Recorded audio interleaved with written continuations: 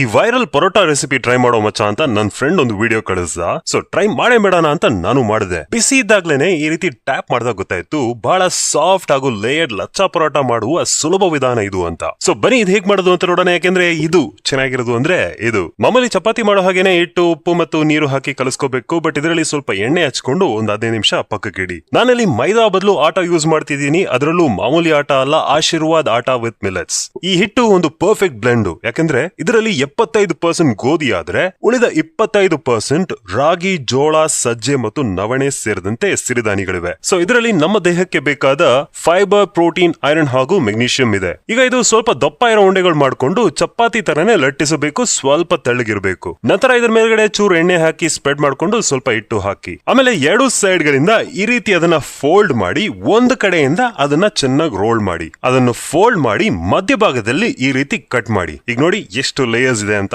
Next ಏನಂದ್ರೆ ಅದನ್ನ ಮತ್ತೆ ಲಟ್ಟಿಸಿ ಕುಕ್ ಮಾಡಿ ಬಿಸಿ ಇದ್ದಾಗ್ಲೇನೆ ಟ್ಯಾಪ್ ಮಾಡಿ. ಅಷ್ಟೇ ಗುರು. ಈ ಆಟ ವಿತ್ ಮಿಲೆಟ್ಸ್ ಹೈಲಿ ನ್ಯೂಟ್ರಿಷಿಯಸ್ ಆಗಿರುತ್ತೆ. ಸೊ ಇದು ನಮ್ಮ ಆರೋಗ್ಯಕ್ಕೆ ತುಂಬಾ ಒಳ್ಳೆಯದು. ಅದರಲ್ಲೂ ಈ ಆಶೀರ್ವಾದ್ ಆಟ ವಿತ್ ಮಿಲೆಟ್ಸ್ ನನ್ನ ಕುಟುಂಬಕ್ಕೆ ಅತ್ಯುತ್ತಮ ಚಾಯ್ಸ್. ಯಾಕೆಂದ್ರೆ ಇದು ಹಲವಾರು ಕ್ವಾಲಿಟಿ ಚೆಕ್ಸ್ ಗಳಿಗೆ ಒಳಗಾಗಿ ಹೈಜಿನಿಕ್ ಆಗಿ ಪ್ಯಾಕ್ ಮಾಡಲಾಗುತ್ತದೆ. ನನಗೆ ಈ ಆಶೀರ್ವಾದ್ ಆಟ ವಿತ್ ಮಿಲೆಟ್ಸ್ ಬಹಳ ಇಷ್ಟ ಆಯ್ತು. ಯಾಕೆಂದ್ರೆ ಚಪಾತಿ ಅಥವಾ ಪರಾಟದು ಸಾಫ್ಟ್ನೆಸ್ ಅಲ್ಲಿ ಯಾವುದೇ ತರ ಬದಲಾವಣೆ ಇಲ್ಲದೆ 4 ಸಿರಿಧಾನ್ಯಗಳ ಪ್ರಯೋಜನಗಳನ್ನು ಪಡೆಯಬಹುದು. So this is a must try Guru.